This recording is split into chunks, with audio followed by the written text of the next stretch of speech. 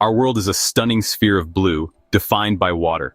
This precious liquid covers over 70% of the surface. Water is the lifeblood of our planet, the cradle of all life. The story of water is the story of life itself. This endless cycle makes our world a vibrant, living home. We feel its power and hear its song. Water is more than just a resource, it is a fundamental part of our cultural identity. This is our planet's blue heart. This network is the engine that drives our climate and supports our existence. The lifeblood of our world is under threat. The blue marble of our world is beginning to show signs of stress. The vibrant colors are starting to fade, replaced by browns and grays. This is the new reality for millions. Crops wither in fields that were once fertile. Our climate is changing, altering rainfall patterns. Our growing population and thirsty industries are drawing water faster than nature can replenish. We live on a water world, yet face water shortages. The competition for this dwindling resource is intensifying. It is a struggle that will define the future of our shared home. Imagine waking up anxious, not knowing if there's enough water to drink, cook, or wash. This is daily life for communities across Africa and Asia. It dictates their day. In urban slums, water is a lottery. Taps run infrequently, sometimes at night. Children miss school to carry water. Available water is often poor quality. In rural villages, the community well is failing. Wells run dry for months. Communities face impossible choices: stay and thirst or leave their homes. This is a crisis of existence. Livestock weaken, and children risk waterborne diseases. It's a cycle of scarcity trapping millions in poverty. For many women and children across Africa and Asia, the day begins with a journey. It is a journey made on foot, often over difficult and dangerous terrain, with a single purpose: to find water. This is the long walk, a daily pilgrimage that consumes hours of time and immense physical energy. They carry empty containers, plastic jerry cans, clay pots, or metal buckets, towards a distant river, a shrinking pond, or a borehole well. The journey out is one of hopeful determination, but the journey back, laden with the heavy weight of water, is a test of endurance and strength that repeats day after day. This task falls disproportionately on the shoulders of women and girls. It is a burden that shapes their lives from a very young age. Girls who should be in a classroom, learning to read and write, are instead spending their days as water carriers. This robs them of their education and limits their opportunities for the future, perpetuating a cycle of gender inequality. For women, the time spent fetching water is time that cannot be spent earning an income, caring for their families, or participating in community life. Their potential is tethered to the weight of the water they must carry to ensure their family's survival. The walk itself is fraught with peril. The paths can be treacherous, leading through remote areas where the risk of injury is high. Women and girls are vulnerable to attacks, both from wildlife and from other people, as they travel alone to isolated water sources. Furthermore, the water they find at the end of their long journey is often contaminated. It may be shared with livestock or polluted with agricultural runoff, carrying bacteria and parasites that cause debilitating illnesses like cholera, typhoid, and dysentery. The very water they work so hard to collect can bring sickness and death into their homes. This daily trek is a powerful symbol of the global water crisis. It represents a colossal waste of human time and potential. The hours spent walking for water, if added up, amount to billions of lost opportunities every year. It is a silent thief that steals education from children and economic empowerment from women. It is a physical manifestation of a systemic failure to provide the most basic human right to communities that are already struggling. The long walk is not just a journey for water. It is a march against an injustice that holds millions of people in its grip. Asia is a continent of great rivers: the Mekong, the Indus, the Ganges, the Yangtze. These waterways have nourished civilizations for thousands of years, providing the foundation for agriculture, culture, and commerce. But today, these rivers are under unprecedented strain. Their waters are being diverted, dammed, and depleted at an alarming rate. The Yellow River now frequently fails to even reach the sea.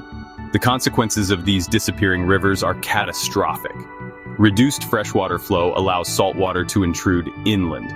It devastates fisheries that provide food and livelihoods for millions. As rivers shrink, competition intensifies, escalating tensions between regions and countries.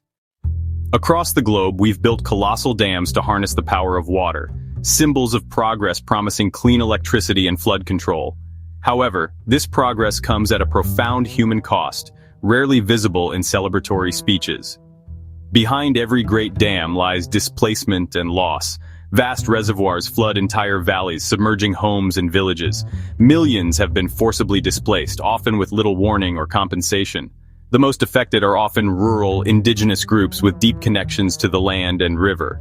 When the river is dammed, they lose their history, culture, and sense of belonging. This sacrifice, made in the name of development, often benefits distant cities, leaving behind trauma and poverty. Rivers ignore the borders we draw. They flow freely, connecting nations and people. Over 260 river basins are shared by multiple countries, supplying water to 40% of humanity. But as water grows scarce, these shared rivers become sources of tension, not unity.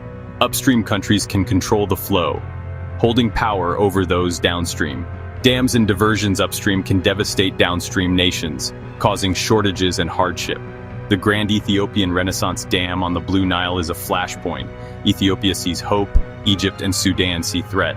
International laws are weak, and negotiations often stall in mistrust. Water becomes a bargaining chip, fueling competition instead of cooperation.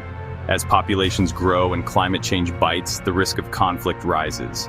In Central Asia and the Middle East, shared rivers are already sources of friction. The rivers that once united neighbors now risk turning them into rivals. The fight for water is no longer just about survival. It's about power. The future of these rivers depends on whether nations choose conflict or cooperation. Not all water wars are visible. Some are fought underground over hidden aquifers. These underground reservoirs sustain billions, especially in dry regions. We've pumped them recklessly, treating them as limitless. Now, aquifers that took millennia to fill are vanishing in decades. In India, California, and the Arabian Peninsula, water tables are plummeting. Farmers dig deeper, chasing water in a losing race. Many aquifers cross borders, complicating disputes like the Nubian and Guarani systems. Unlike rivers, groundwater's flow is invisible, making regulation nearly impossible. Each country races to extract before its neighbors do, accelerating depletion. When wells run dry, the impact is immediate and devastating. The silent depletion of groundwater is a slow-motion disaster threatening food and stability. The world's emergency water supply is vanishing, leaving future generations in peril. The water cycle that sustained us for millennia is now in chaos. Climate change is supercharging droughts, floods, and storms, making water less predictable. Some regions face relentless heat waves, others catastrophic downpours. Drought and flood can strike the same place in a single year. Gentle rains are replaced by violent storms, with water lost before it can be used. Glaciers, the world's natural water towers, are melting fast. Rivers fed by glacial melt surge briefly, then dwindle as ice disappears. Hundreds of millions face shrinking water supplies as glaciers vanish. Climate change multiplies every water crisis, making the future more uncertain. Old patterns no longer apply. Water security is now a moving target. This is not tomorrow's problem. It's today's reality. The climate is now an unpredictable force, reshaping our world and our access to water. With over 8 billion people, our thirst for water is unprecedented. Agriculture and industry consume 90% of all fresh water. Feeding the world relies on vast irrigation, but much is wasted through inefficient methods. The Green Revolution boosted food but drained rivers and aquifers. Industry needs water for everything from power plants to microchips, often polluting what it returns. Rivers and wetlands are shrinking, water tables falling. We're spending our water reserves faster than nature can replenish them. This is a debt we can't ignore. The progress we celebrate is now threatening the very water it depends on.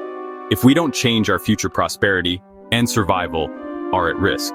The challenge: feed and power the world without destroying its water.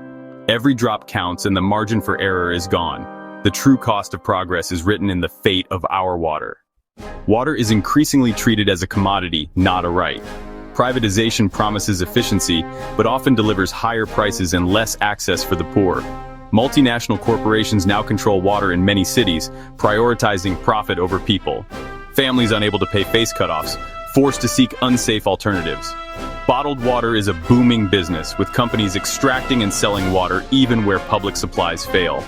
This creates a two-tier system: clean water for those who can pay, uncertainty for the rest. The commodification of water raises ethical questions. Should profit dictate access to life's most basic need? As corporate control grows, so does the risk of conflict and inequality. The fight for water is now also a fight against a system that puts profit before people. Water is not just a resource, it's a right that must be protected. The battle is on to reclaim water for all, not just those who can afford it. The stakes, dignity, health, and justice. Water's crisis is not just scarcity, but contamination. Pollution from factories and farms turns rivers toxic, killing life and endangering communities. Downstream, people have no choice but to use polluted water, risking disease and death. Outbreaks of cholera, typhoid, and dysentery devastate families. Invisible toxins cause chronic illness and birth defects, casting a long shadow. Fertilizers and pesticides seep into aquifers, poisoning wells in rural areas. The village well, once a symbol of life, is now a source of fear. Even where water is plentiful, it can be too toxic to use. Communities are left surrounded by water, yet dying of thirst and disease. The fight for water is also a fight for quality, not just quantity. Protecting clean water sources is urgent. Restoration is possible, but time is running out. Without action, millions will suffer from the poisoned legacy we leave behind. Clean water is not a luxury, it's a necessity we must defend.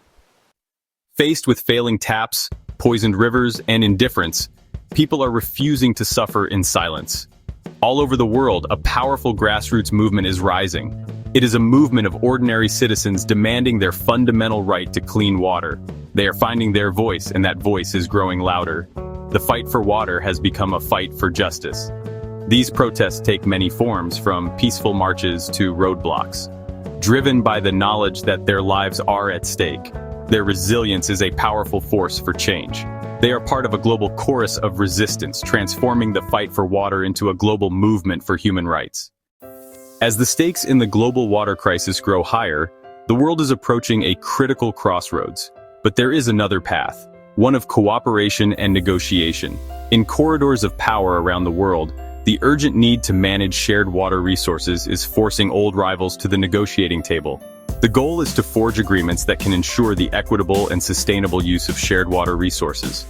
The Indus Waters Treaty between India and Pakistan, for example, has survived multiple wars, demonstrating that even sworn enemies can find common ground on water. Ultimately, these fragile agreements represent our best hope for avoiding the water wars of the future. The fate of millions rests on the success of this fragile peace. The story of our planet's water crisis is one of immense challenge. The picture is often bleak, painted in the colors of parched earth and polluted rivers. But to surrender to despair would be to ignore the incredible power of human ingenuity. Even in the face of this great challenge, there are glimmers of hope shining through. Across the world, new ideas are taking root, and scientists and engineers are developing innovative solutions. In rural India, communities are reviving the age-old practice of rainwater harvesting. Families are installing systems to collect the rain that falls on their own rooftops. We are active participants, capable of creating a different future. To secure our future, we must fundamentally change our relationship with water. For too long, we have treated water as an infinite commodity to be exploited and wasted it. We have forgotten that all things are connected. True progress requires a shift from extraction to stewardship, valuing efficiency. In agriculture, drip irrigation can grow more food with less water. Conservation is the cheapest source of new water. The lines on our maps mean nothing to the flow of water. Nations sharing rivers must work together for the common good. Ultimately, the wisdom of water is about respect. It is the foundation of our economies, ecosystems, and lives. It calls on us to protect our rivers for their intrinsic beauty and the life they support. We stand at a pivotal moment. The choices we make will determine the future of our world. Inaction leads to scarcity, inequality, and conflict. This is a crisis we cannot ignore. The fight for a water-secure world is a responsibility that falls on governments, corporations, farmers, and individuals. It is a fight for our children, societies, and the natural world. Water is life, connecting us all. We share the same water, planet, and destiny. It is an opportunity to build a more just and sustainable world. The fight for water is a fight for the future, and it is a fight worth fighting.